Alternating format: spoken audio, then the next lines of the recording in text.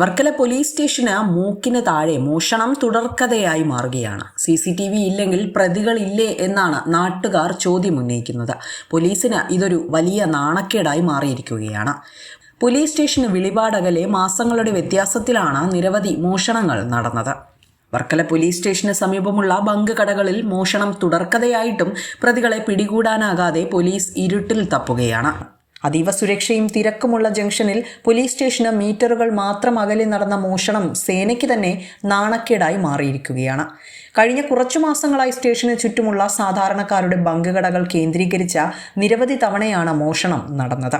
പണം, സിഗരറ്റ്, മറ്റ് സാധന സാമഗ്രികൾ എന്നിവയാണ് പ്രധാനമായും മോഷ്ടിക്കപ്പെടുന്നത്.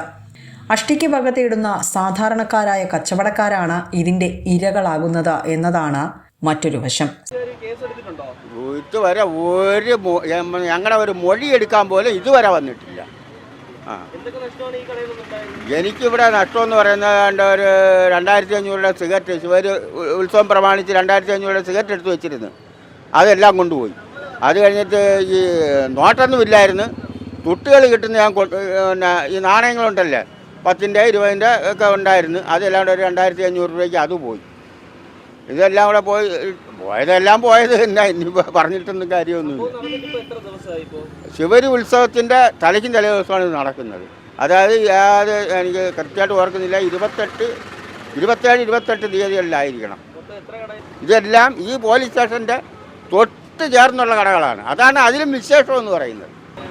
ഇനിയിപ്പോൾ എന്ത് ചെയ്യാനൊക്കെ, ഇനിയിപ്പോൾ വരുന്ന പോലെ സഹിക്കാനേ പറ്റുള്ളൂ. ഇതൊക്കെ തന്നെ ഇവിടെ നടക്കുന്നത്. CCTV എന്ന ഒഴിവുകഴിവ് പ്രതികളെ പിടികൂടാത്തതിൽ പോലീസിന്റെ വിചിത്രമായ വാദമാണ് നാട്ടുകാരിൽ പ്രതിഷേധത്തിന് ഇടയാക്കുന്നത്. CCTV ദൃശ്യങ്ങൾ വ്യക്തമല്ലാത്തതുകൊണ്ട് തന്നെ പ്രതികളെ തിരിച്ചറിയാൻ കഴിയുന്നില്ല എന്നാണ് പോലീസിന്റെ ഭാഷ്യം. CCTV ക്യാമറകൾ വരുന്നതിന് മുൻപ് ഈ നാട്ടിൽ കുറ്റകൃത്യങ്ങൾ തെളിയിക്കപ്പെട്ടിരുന്നില്ലേ എന്ന് നാട്ടുകാർ ചോദ്യമുന്നയിക്കുന്നുണ്ട്. അന്ന് അവർ വന്ന് ഇവിടെ അന്വേഷിച്ചിട്ട് പോയല്ലാതെ പിന്നെ വന്ന് നോക്കിയൊന്നുമില്ലല്ലോ. 10-15 രൂപയുടെ നഷ്ടമുണ്ട്. 15 രൂപയുടെ നഷ്ടമുണ്ട് എനിക്ക്.